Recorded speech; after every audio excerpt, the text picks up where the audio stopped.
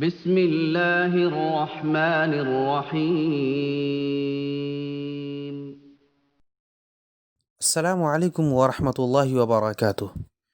ناظرین، آج جس مسئلہ کا حل میں آپ کو بتانے والا ہوں وہ ہے وسوسہ سے متعلق کہ اکثر اوقات ذہن میں گندے گندے خیالات اور وسوسہ آتے رہتے ہیں، اور خصوصاً دوران نماز غلیظ وساوس کا حل اور اس کا علاج انشاءاللہ بتاؤں گا۔ اسی مسئلہ سے متعلق ایک بھائی کا سوال بھی آیا ہے کہ مجھے دوران نماز بہت برے برے خیالات اور وسوسے آتے ہیں، کوشش کے باوجود ان سے نجات نہیں ملتی۔ برائے مہربانی آپ اس سلسلے میں کوئی کامیاب علاج بتائیں تاکہ میں دوران نماز ان خیالات وساوس سے محفوظ رہ سکوں۔ تو ناظرین، قبل اس کے کہ میں آپ کو شرعی نقطۂ نظر سے اس مرض کا حل بتاؤں، آپ سے ایک چھوٹی سی التجا ہے۔ اگر آپ ہمارے چینل حیات مومن پر پہلی دفعہ تشریف لا رہے ہیں تو ہمارے چینل کو سبسکرائب کر کے بیل آئیکن پر ضرور کلک کر کے رکھیں تاکہ ہر نئے آنے والے ویڈیوز سے آپ پر وقت مستفید ہو سکیں۔ ناظرین، شیطان جو کہ انسان کا ازلی دشمن ہے، اس کی ہمیشہ کوشش ہوتی ہے کہ انسان کو سکون سے نہ رہنے دے، اس لیے وہ ہر ایک کو اس کے ایمان کی سطح کے مطابق وسوسے ڈال کر پریشان کرنے کی کوشش کرتا ہے۔ اس کی پہلی کوشش یہی ہوتی ہے کہ انسان کو اس کے خالق کے بارے میں شکوک و شبہات میں مبتلا کر دے۔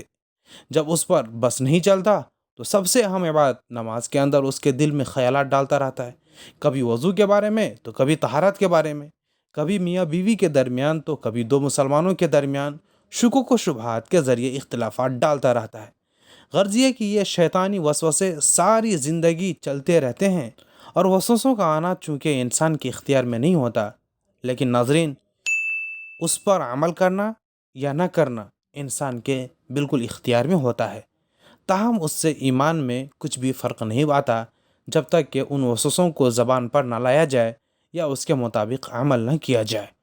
جہاں تک رہی بات اس وسوسے کے علاج کا، تو احادیث مبارکہ میں وسوسے کے علاج کے لیے دعائیں تجویز کی گئی ہیں، جس کا حاصل یہ ہے کہ اگر عقیدے کے بارے میں اگر کسی کو وسوسہ آئے تو یہ ضرور پڑھ لیں، بسم اللہ الرحمن الرحیم، آمنت باللہ و ملائکتہ و کتبہ و رسلہ والیوم الآخر والقدر خیرہ و شرہ من اللہ تعالی والبعث بعد الموت۔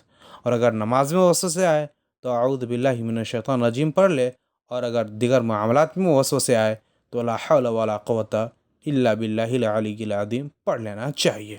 اس کے علاوہ ایک سیدھا سا علاج یہ ہے کہ جو بھی وسوسہ آئے فوراً اس خیال کو چھوڑ کر دوسرے خیال میں خود کو مشغول کر لینا چاہیے، چونکہ وسوسوں کے بارے میں جتنا سوچا جائے گا اتنا ہی زیادہ اور بھی وسوسے آئیں گے، اور جب اس کی طرف توجہ نہیں دی جاتی ہے تو وہ خود بخود دور ہو جاتے ہیں۔